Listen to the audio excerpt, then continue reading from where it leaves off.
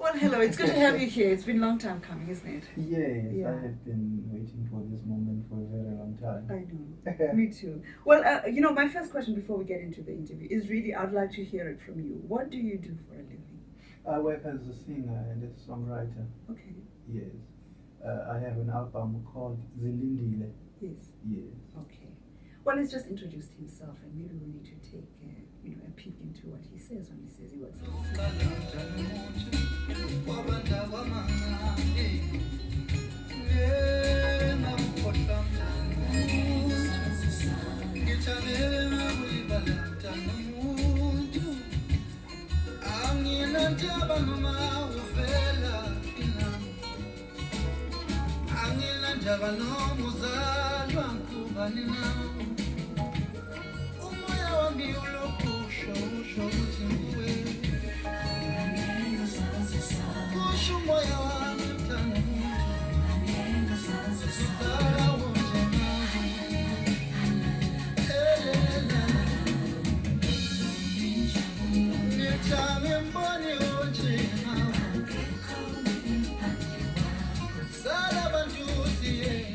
singer.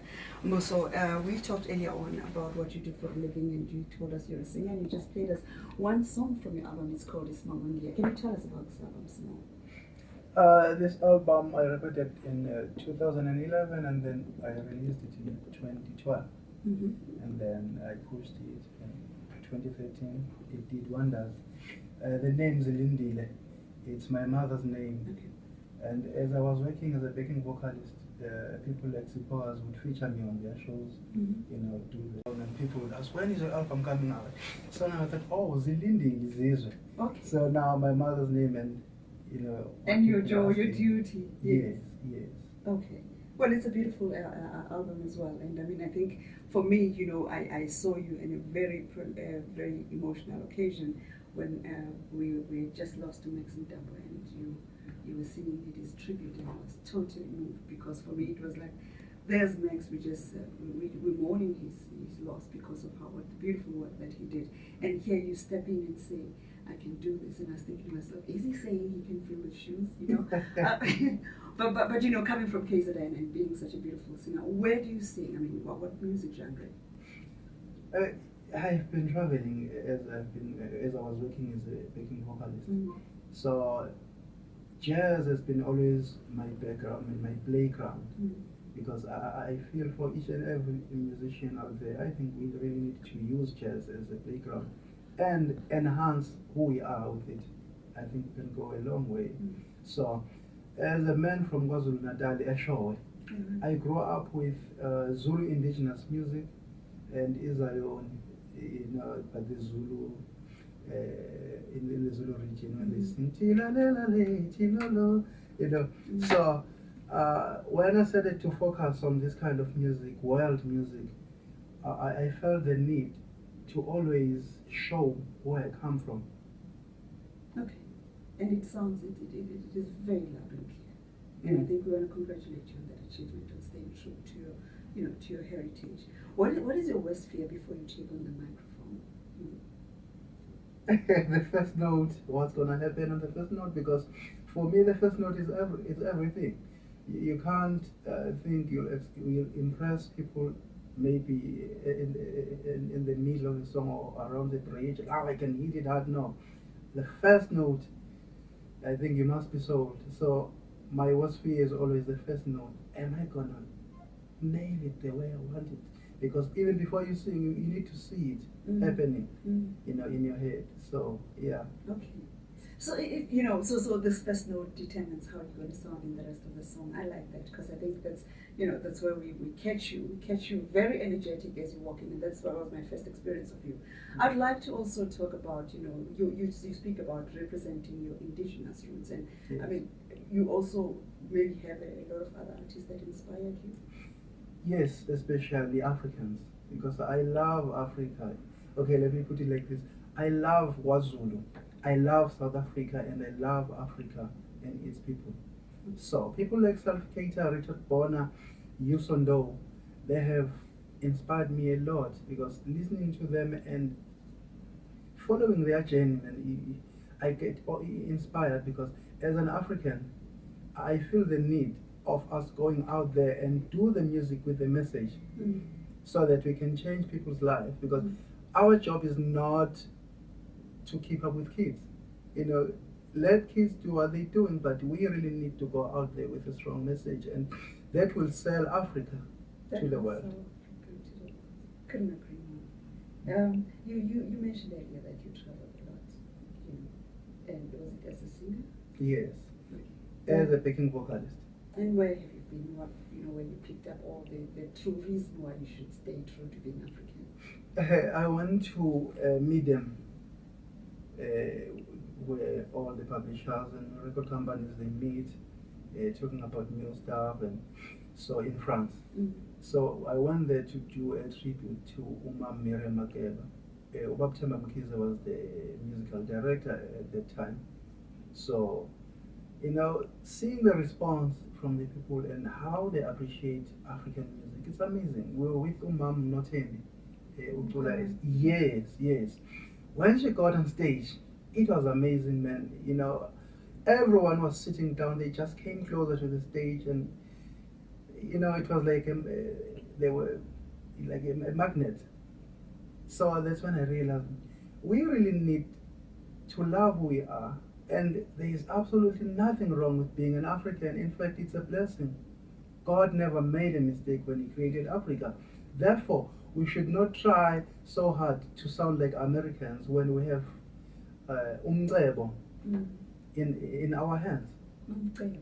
Yes. Okay, I'll find the reason to use it. Tell us about another reason you're here today is because you're working with Khoza. I'd like you to share how you met, because he shared his little story with us recently, you know. I always organized my own shows.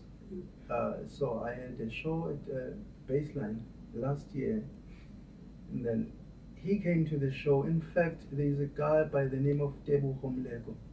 He told him, hey, you need to see this guy. And then he came to the show. You know, from the beginning until the end, when I was watching the visuals, he was like sitting and he was shocked.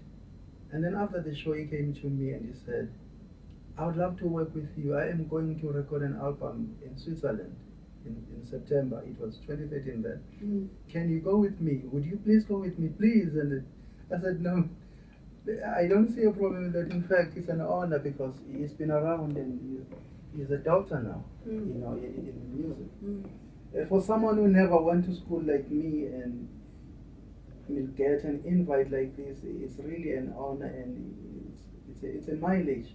It says a lot again about the indigenous music and the role that it can play in changing the music scene. So what do you do then? You add your vocals to this beautiful bass and so to this craziness. I didn't want to be the one saying that. Yeah, it's crazy, man, and we're gonna hit it hard this evening at Vets. How do you reach each other, if you were to describe it to us, so that we know, those of us that are going to the launch?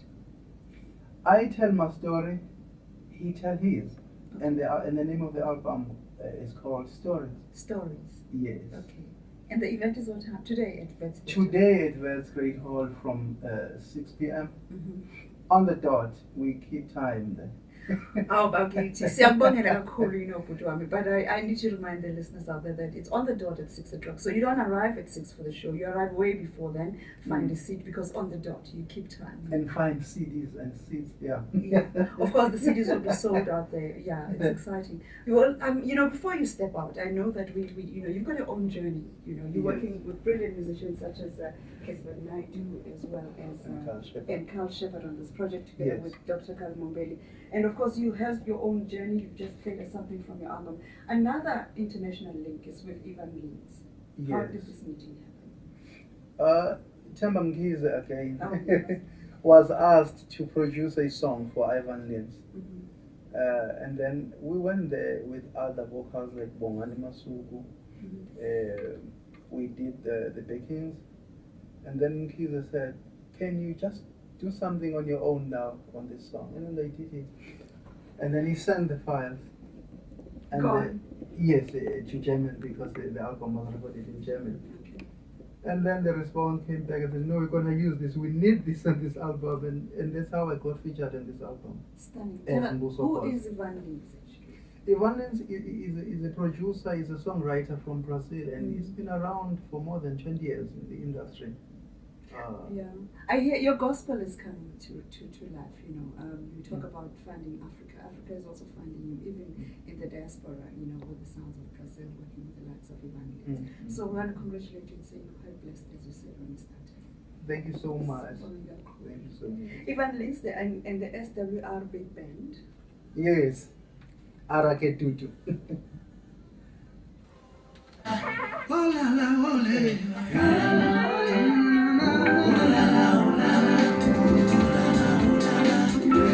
And people are saying they want to know where to get hold of this album.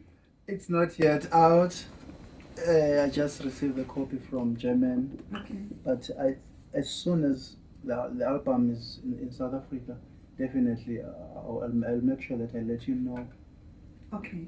And if you want to know if you are one of those that buys online, the track is called Arake Tutu. Yes. What does it mean? It's Brazilian, man. Okay. There's a tutu at the end. It kind of makes me feel at home. Okay. Yeah. All right. So it's Ivan Lins and the SWR Big Band. And it's got also a lady whose voice I absolutely admire, Paula Morenbaum.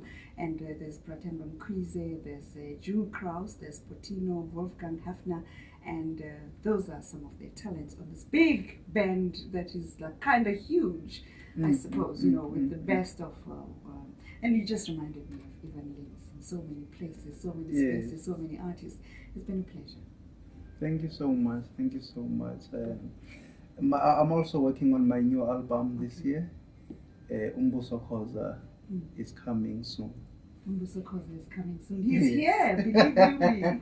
Yes, people must remember one name, Mbuso Khoza. There we go.